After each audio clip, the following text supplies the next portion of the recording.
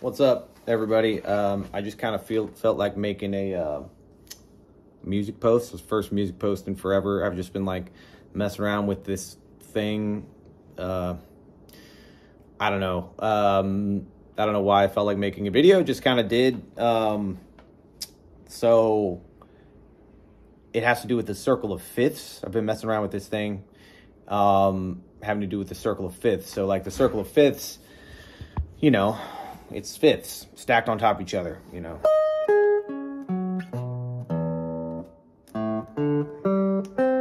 Keeps going. So the circle of fifths, you know, fifth intervals. I'm descending right now, but you can also ascend in fifths. Sounds different, has a different feeling, particularly if you're like looking at playing over a chord. So right now I'm messing around over E minor. And if you start on the root of E minor, E flat minor, sorry, not just E minor, but E flat minor, it goes darker. It gets from light to dark. Light, root, dark, fourth, darker, flat seven, darker, flat third, even darker, flat six, even darker, flat one, flat two, darker, flat five, etc. It goes lighter to darker, which on a minor chord makes sense, you know. Anyways, the thing I wanted to talk about though is how to make lines out of that, because a fifth interval, you know, it's not a smooth melodic interval. It's a big jump. I mean, we don't usually make melodies out of that. You can, but it sounds like outer space, you know. But what you can do is you can condense the circle of fifths smaller down into smaller melodic intervals. And so, like, for example, you know, E flat, A flat, D flat, G flat, B, E flat. Here's my E flat, here's my A flat, but here's my D flat. It's right next to my E flat.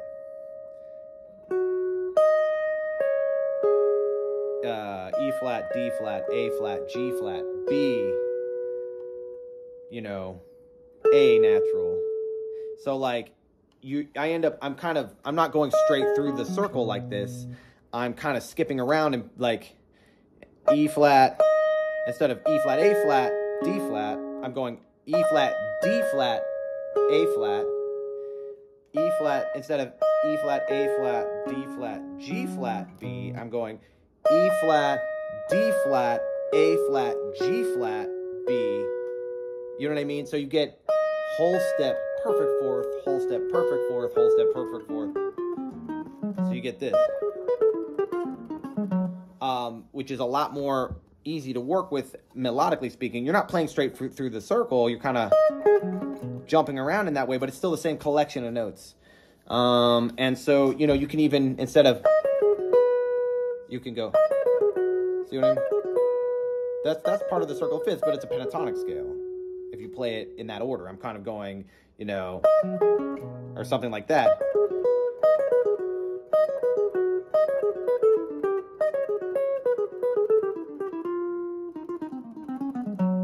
See what I mean? I'm using mainly whole steps in that instance. If you notice, I'm melodically going down, like in general.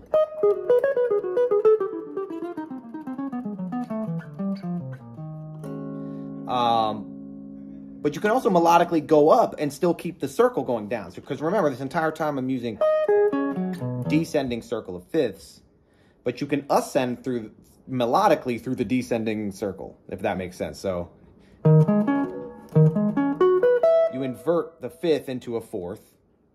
So instead of going E flat down to A flat, I go E flat up to A flat up to D flat, up to G flat. But check it out. Again, still, that's too weird of a, I'm not going to make a melody out. I'm not going to go, that sounds weird.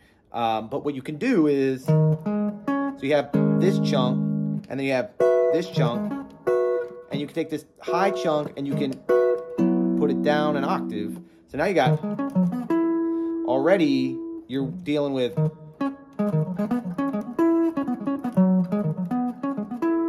see what I mean? And then you can take this next chunk of fourths and keep it there as it was. But then instead of taking that chunk and doing it way up here, you can here. So I got, and that pattern kind of just continues. You wouldn't think it if I played it, but this 3 stacked fourths and 3 stacked fourths separated by a minor third is actually the same notes as the first 6 notes of the descending circle of fifths, just condensed. And you can continue that pattern. Fourths, fourth separated by a minor third, go up a fourth, fourth separated by a minor third, go up a fourth, fourth separated by a minor third, go up a fourth, fourth separated by a minor third, and you get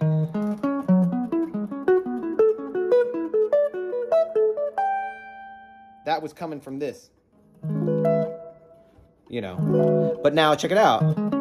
I'm even still, if that's too outer space sounding for you, check it out.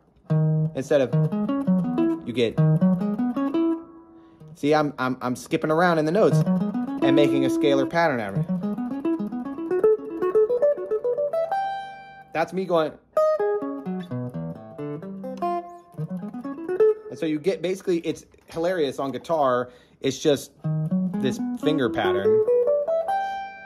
And if you look at it over E flat minor, you're like, I start in, I go slightly out, slightly more out, now I'm like way out.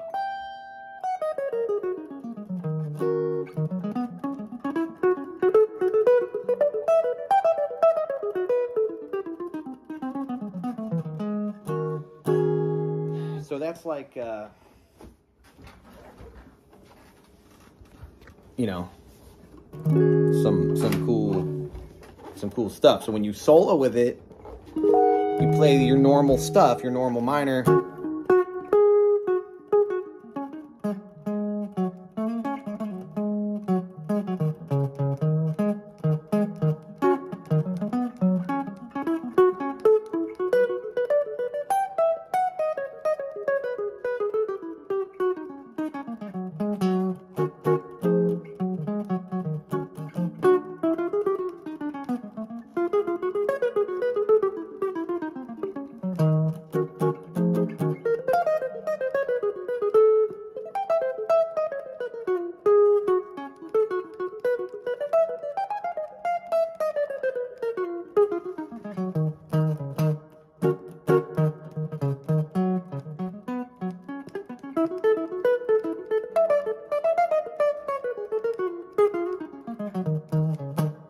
So like, it's kind of, what's cool about it, maybe you could hear it in what I was doing there, maybe not, but the thing that I like about it is that it gradually grows from in to out, as opposed to being like, I'm in, now I'm out, now I'm in, now I'm out. Like usually the way we talk about playing in and out in jazz, start with your E flat minor pentatonic, and then go up a half step to your E minor pentatonic, and we'll go, you know.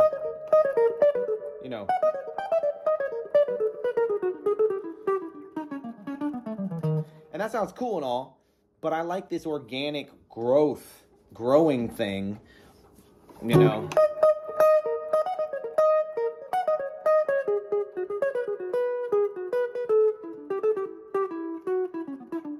You know what I mean?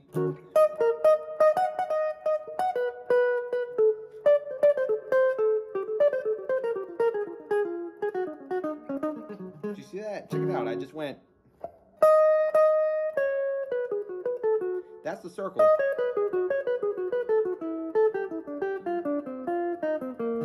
And I ended up back in. Just magically. I didn't even try. I was like, I'm just following the path of the circle, and it brings me back in. And then when you're looking at that, it's this really kind of cool philosophical concept of like, instead of being either you're playing the right notes on the chord or you're playing the wrong notes on the chord, it's that everything is right and wrong at the same time, and you're just traveling around this spectrum of color, light or dark. Are you on the dark side or are you on the light side right now? Doesn't matter. You'll always come back. You'll always, if you're following this path of the circle of fifths, you'll always be kind of necessarily cycling between light and dark. And it kind of entertains this kind of really deep philosophical notion. It's like, are there any wrong notes in music at all? If it's just a pull between light and dark, it's like less about wrong and right, and it's just more about being on the journey. I think that is more the thing that Trane and McCoy were thinking about when they were doing this stuff, because this clearly sounds like Trane and McCoy. They were the first to really do this thing really well, and they were the first to experiment with the intervals of the fifth and the fourth. And it's because the fifth and the fourth come from the overtone series. They're the lowest. It's the lowest interval in the overtone series that gives you a new note. The first interval in the overtone series is the octave, and that's just a repeat of the same note. So it's not really an interval. It's a unison or an octave. It's the same note, E flat to E flat. But the overtone series, if you start from E flat, goes E flat, B flat. So that interval between E flat to E flat is the lowest interval in the overtone series that gives you a new note.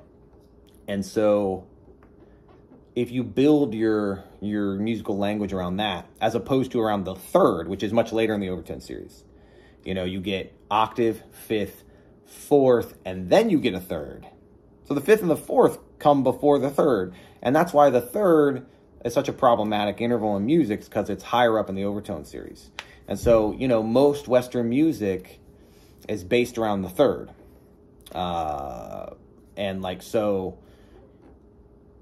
Bach, Beethoven, Mozart, a lot of Anglo music, Irish music and British folk music and that kind of stuff is based around melodies and harmonies in thirds. Of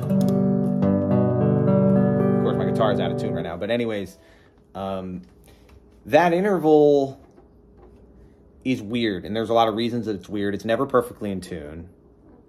And it also is a more dissonant interval than the fifth.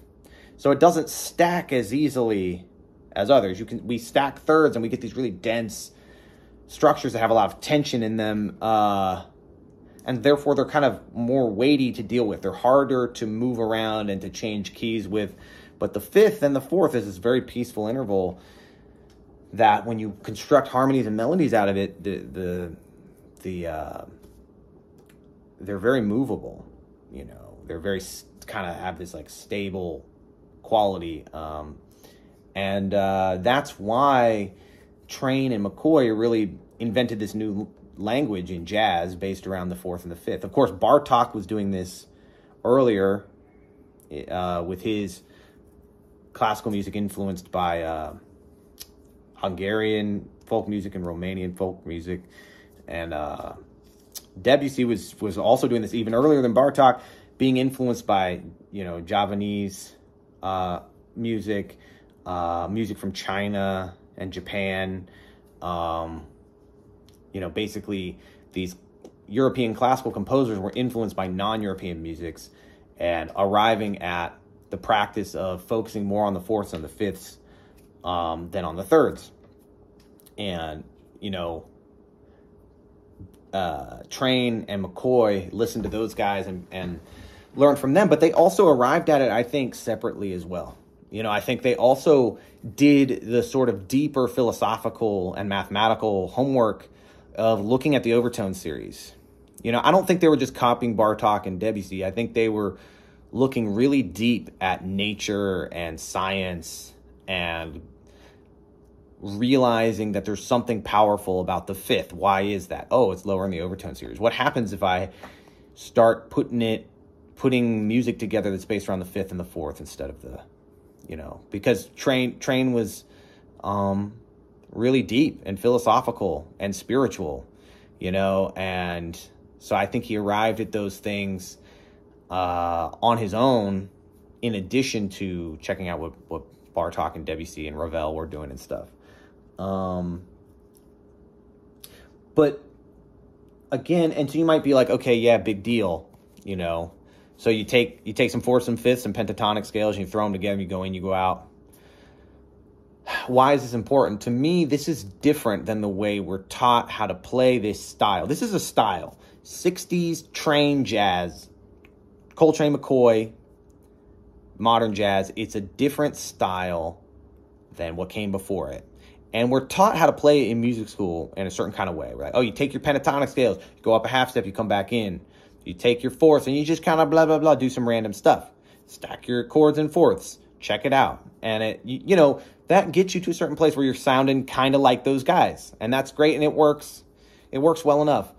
But I think that's too many steps divorced from the original impetus, which is looking at the overtone series and the circle of fifths. Why the circle of fifths? Because it's all 12 notes in our equal tempered scale, arrived at by adding perfect fifths on top of each other. And why perfect fifths? Because it's the lowest in the overtone series. So it's like the circle of fifths is basically like the major scale at this point, or the chromatic scale. Instead of thinking of it in terms of steps, which don't have any harmonic significance really at all, you're thinking of it in terms of you're getting all 12 notes from the circle of fifths, and then you're constructing a language around that, a musical language that goes from light to dark. It's not, oh, I take my Western scales that I've worked on, whether they're pentatonic or 7-note scales or bebop scales or whatever. It's not that you take those and then you play in and you play out. Or I randomly take some fourths because fourths sound like a sci-fi movie and then move them around and it sounds cool. No, it's not that. Sometimes it's that, and that's fine. That's another thing. That's not a bad thing. But it's literally more like you're completely reworking how you think about music and culture and history too. It's actually like very anti-colonial, you know, because like the third and its imposition on, you know, Western music's imposition all over the world is the same. It's cultural colonialism, cultural imperialism, you know, the reason that people are playing violins and stuff in China and India, like actual European violins, is not because violins are just cool. It's because like literally like colonial powers went and colonized those countries and forcibly imposed their music and culture, in addition to so many other things imposed, but, you know, forcibly imposed themselves on these other cultures. And, you know, hundreds of years later, you got people in India speak English and play violins, European violins. And, you know, they have their own music still, thankfully. That didn't get taken from them, but, you know, they, yeah, it's, so when you kind of try to shed your relationship to the third and shed your relationship to Western music in this way, you arrive at something that's actually kind of liberating, and it presupposes kind of a whole political worldview, you know, and a philosophical and spiritual worldview. So I don't know, maybe that's helpful to some people. This video is 20 minutes long now. Feel free to let me know what you think of it.